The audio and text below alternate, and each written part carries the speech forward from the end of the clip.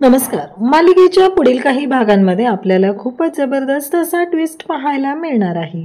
कारण पारूच्या हाती त्या लोकेशनचं CCTV फुटेज मिळणार आहे. त्याचबरोबर पोस्टमार्टम रिपोर्ट पारू आणि अहिल्या दोघीही मिळवणार आहेत आणि आदित्यला या सगळ्यातून सोडवणार आहेत.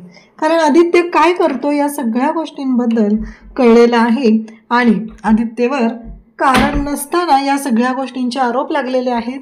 तर आदित्यला या सगळ्यातून निर्दोष सोडवण्यासाठी पारू, अहिल्या आणि त्याचबरोबर सारंग, कारण सारंगला माहिती आहे की हे सगळं काय झालेलं आहे, याच्यामध्ये आदित्यचा अजिबात दोष नाही. आदित्य स्वतः सांगणार आहे की सारंगने हे सगळं, जे सारंगशी बोलताना की मी तुला तिथं पाहिलं होतं आणि त्यानंतर मी माझी डिलिव्हरी द्यायला तिथे पोहोचलेलो होतो, या सगळ्या गोष्टी समोर येणार आहेत आणि आदित्य यातून निर्दोष सुटणार आहे. परंतु हे सगळं घडताना पारूला मात्र बऱ्याच गोष्टी फेस कराव्या लागणार आहेत. कारण एकतर पारू एकटी पडलेली आहे. या सगळ्यामध्ये तिच्या मदतीला सध्या कोणीही नाही. परंतु या सगळ्यातून मार्ग काढतच पारूला पुढे जावं लागणार आहे. आदित्यला या सगळ्यातून निर्दोष सोडवावं लागणार आहे. परंतु पारू डगमगणारी नाही. कितीही संकट आलं, काहीही झालं तरीही प्रत्येक संकटाशी सामना करून त्या संकटाबरोबर लढणारी अशी ही पारू आहे. त्यामुळं ते संकटांना घाबरत नाही, हे तर आपल्याला माहितीच आहे. त्याचबरोबर इकडे आता या सगळ्यामध्ये वाट लागणार आहे ती म्हणजे शिवानीची. कारण शिवानीने हे सगळं कारस्थान केलेलं आहे. परंतु या सगळ्याची जाणीव मात्र ऐश्वर्याला नाही. त्यामुळं ऐश्वर्याला शिवानी त्याच्यामध्ये अडकवू शकते. ह्या गोष्टी मात्र खूपच चांगल्या पद्धतीने घडणार आहेत. कारण त्यांचा डाव हा त्यांच्या चांगलट येणार आहे. त्या दोघींनी मिळून इकडे खूप चांगल्या पद्धतीने हा सगळा प्लॅन आखलेला असतो. परंतु त्यामध्ये त्या दोघीच अडकल्या जाणार आहेत. तर हे सगळं कशा पद्धतीनं होणार आहे, त्यासाठी हा व्हिडिओ शेवटपर्यंत पहा. त्याचबरोबर चॅनलवरती नवीन असाल तर चॅनलला नक्की सबस्क्राईब करा. आता इकडे पार्टीमध्ये सारंग पोहोचलेला आहे आणि सारंगला तिथे पाहून धक्का बसलेला असतो. तो म्हणजे शिवानी आणि किरण या दोघींना. त्या म्हणतात की हा एवढा लवकर इथे कसा आला. सारंग बरोबर जगन्नाथ असतो. जगन्नाथ सांगतो की आम्ही त्या मुलीशी बोललेलो आहे आणि त्या मुलीनं सांगितलेलं आहे की ती काय एवढ्यात पोलीस कंप्लेंट वगैरे काही करणार नाही, आम्ही तिची समजूत घातलेली आहे, असं इकडे जगन्नाथने सांगितलेलं असतं. तेव्हा मात्र शिवानीला धक्का बसलेला असतो की हे सगळं काय घडतंय. कारण एवढ्या लवकर ती कशी काय तयार झाली आणि तिला तर आपण सांगितलं होतं त्या स्वराला की तू अजिबात माघार घ्यायची नाहीये. पण त्याच वेळी अचानक पार्टीमध्ये पोलीस येतात आणि पोलीस आल्यानंतर इकडे जेव्हा गोष्टी घडतात तेव्हा पोलीस म्हणतात की आत्ता इथे तो खुनी आहे, एका मुलीचा खून झालेला आहे आणि तो खुनी इथं माझ्यासमोर आहे. त्यावेळेस सारंग आणि जगन्नाथ या दोघांनाही असं वाटतं की हे जे बोलणं आहे ते त्यांच्याबद्दल चाललेलं आहे. परंतु जेव्हा लक्षात येतं तेव्हा कळतं की नाही, हे सगळं त्यांच्याबद्दल नाही, तर पोलीस डिरेक्टली आदित्यकडे जातात आणि आदित्यला म्हणतात की हे सगळं करणारी व्यक्ती तू आहेस.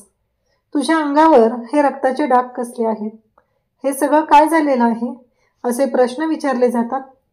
आदित्यला बिचारायला काहीच माहीत नसतं की काय झालंय, नक्की कशामुळं आहे, या सगळ्यामध्ये माझा काय दोष आहे, हा प्रश्न आदित्यला पडलेला असतो. परंतु इकडे पोलीस आदित्यला घेतात आणि घेऊन जातात एका खुनाच्या आरोपाखाली. सध्या पारू खूप टेन्शनमध्ये असते. अहिल्याला सुद्धा धक्का बसलेला असतो. कारण अहिल्याला माहिती आहे की तिचं आदित्य असं काहीच करू शकत नाही. परंतु सारंगला माहिती असतं की तिथं काहीतरी घडलेलं आहे. सावली आणि पारू दोघेही धावतच बाहेर येतात. कारण सारंग ऑलरेडी एका ट्रोमामध्ये असतो. त्यालाच माहिती नसतं की त्याच्या बाबतीत काय घडतंय आणि हे सगळं त्याच्या समोर घडत असतं. त्यावेळेस त्यालाही तेवढाच धक्का बसलेला असतो आणि मग सारंग सुद्धा आता बाहेर येतो. इकडे पारू म्हणत असते की आदित्य सर, हे सगळं काय झालंय, याच्यामध्ये काय दोष आहे आपला, आपण काय केलंय.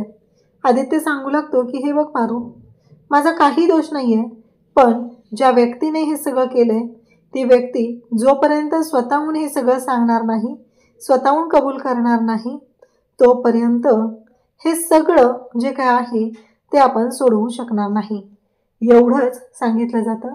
ती व्यक्ती माझ्या जवळची आहे. आता मात्र धक्का बसलेला असतो तो पारूला आदित्य इकडे पोलिसांना सांगत असतो की याच्यामध्ये माझी काहीही चूक नाहीये, मी काहीही केलेलं नाहीये, माझा अजिबात दोष नाही, तुम्ही मला का अटक करताय, असं त्याचं म्हणणं असतं. पारू हादरलेली असते. पारूला कळत नसतं की आता करू काय, या सगळ्यातून कसा मार्ग काढू, हा प्रश्न पारूला पडलेला असतो. आणि तेव्हा मात्र सावली तिच्या मदतीला येते. सावली म्हणत असते की पारू काळजी करू नकोस, मी आहे तुझ्यासोबत, काळजी करू नकोस.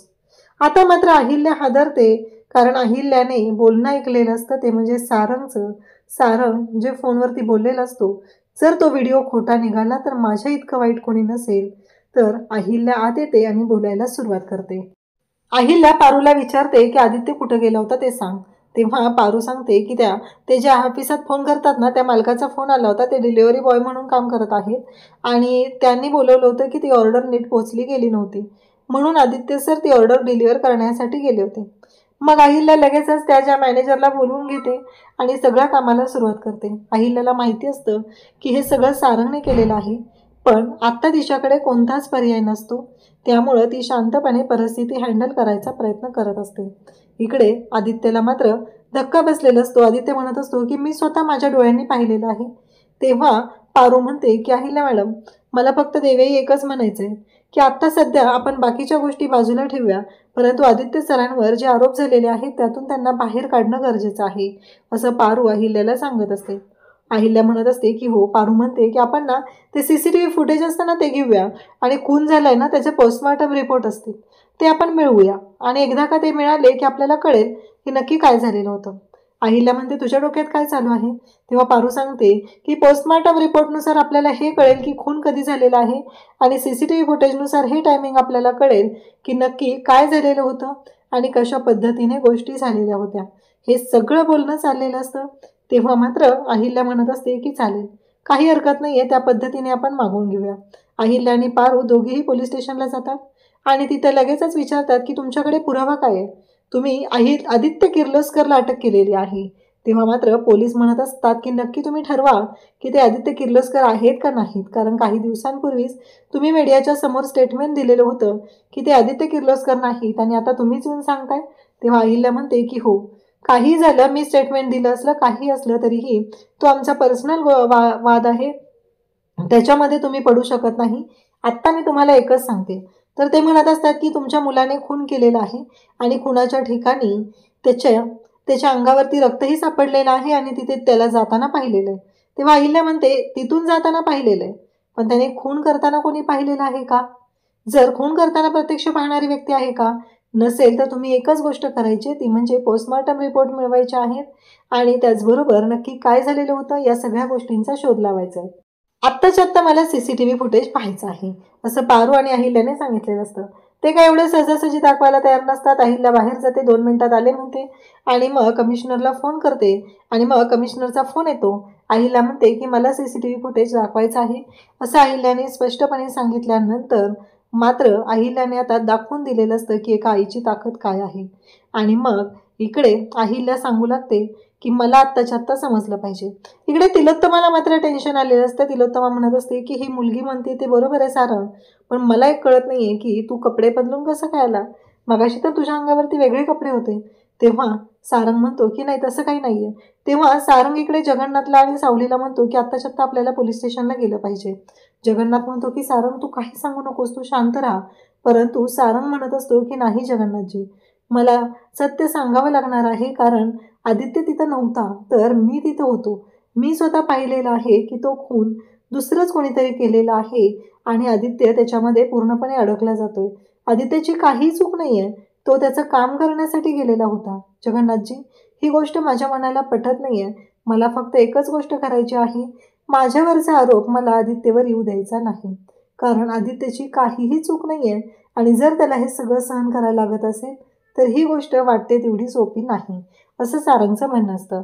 आणि मग सारंग तिथे पोहोचतो, पोलिसांना सांगतो. तेव्हा पोलिसांनी ऑलरेडी CCTV फुटेज पाहिलेलं असतं, पोस्टमॉर्टमचा रिपोर्ट आलेला असतो आणि पोस्टमॉर्टमच्या रिपोर्टनुसार आदित्य तिथं पोहोचायच्या आधी त्या मुलीचा खून झालेला असतो. त्यामुळं आदित्य हा त्या मुलीला तिथे मारायला गेलेला नव्हता किंवा त्या मुलीचा खून आदित्यनं केला नाही, हे स्पष्ट होतं आणि सगळ्यांच्या समोर सत्य येतं.